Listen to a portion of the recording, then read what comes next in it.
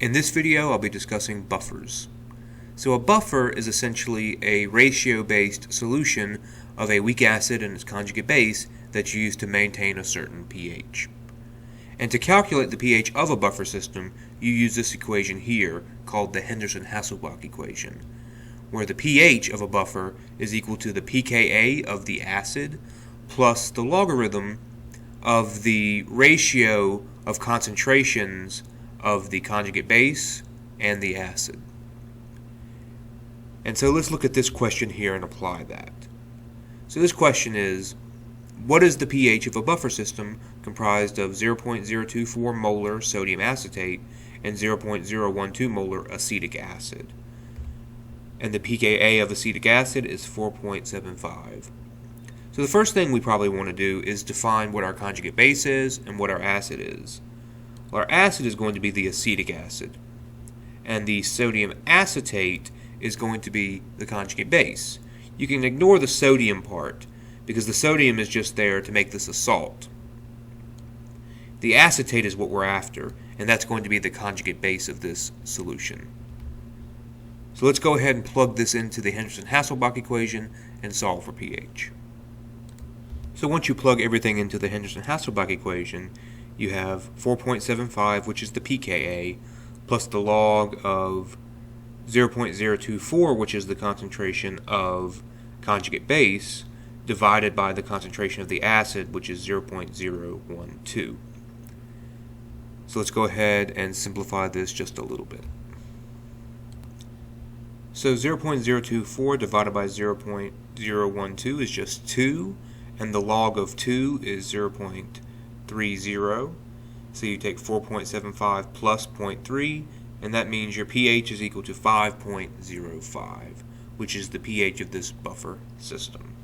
So here's another type of question you can see for the Henderson-Hasselbalch equation. What concentration of acetic acid is needed in a buffer system with 0.3 molar sodium acetate in order to maintain a pH of 4.90? So we're going to use the same equation, we're just changing which variable we're solving for. In this case, we're solving for the concentration of acid. So here's the general way you would set this up.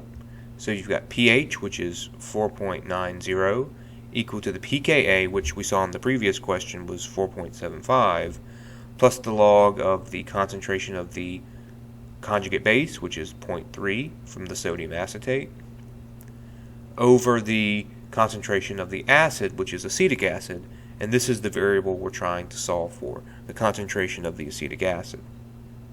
So the first thing I would do is I would go ahead and subtract that 4.75 to the other side.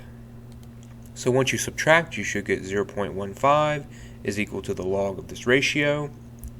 And now we need to undo the base 10 logarithm.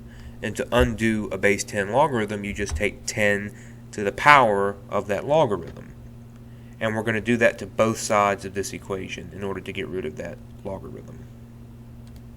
So if you take 10 to the 0.15 power, you get 1.41, and then of course doing 10 to the power of this will get rid of the logarithm, and it'll leave you with that ratio in parentheses.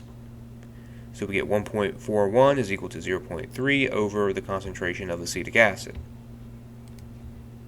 So if you rearrange and solve for the concentration of acetic acid, you'll get 0.3 divided by 1.41, which will give you 0.213 molar as your concentration of acetic acid for this buffer system. So one last word on buffers. I did want to mention the concept of equimolar buffers. So equimolar just basically means equal molarity. And buffer systems are equimolar when the ratio of conjugate base and acid is 1 to 1. And for equimolar buffers, the pH is going to equal the pKa. And I'm going to use the Henderson-Hasselbalch equation to show you why that is. So let's say we wanted to make a buffer system with 0.3 molar concentration of acetic acid and 0.3 molar concentration of acetate. So acid and conjugate base. Let's plug this into the Henderson-Hasselbalch equation to show why the pH is equal to the pKa if these two concentrations are the same. So first off, you plug it into the Henderson-Hasselbalch equation, and you get this pKa plus the log of 0.3 over 0.3. Well, 0.3 over 0.3 is equal to 1, so you can rewrite this as the pH is equal to the pKa plus the log of 1. Well, if you take the log of 1, that's 0. So you end up with pH is equal to the pKa plus 0, which means you don't even worry about that, so you end up with pH equal to pKa when the concentration of conjugate base and acid are the same in your buffer system. And that's known as equimolar buffers, equal molar concentrations.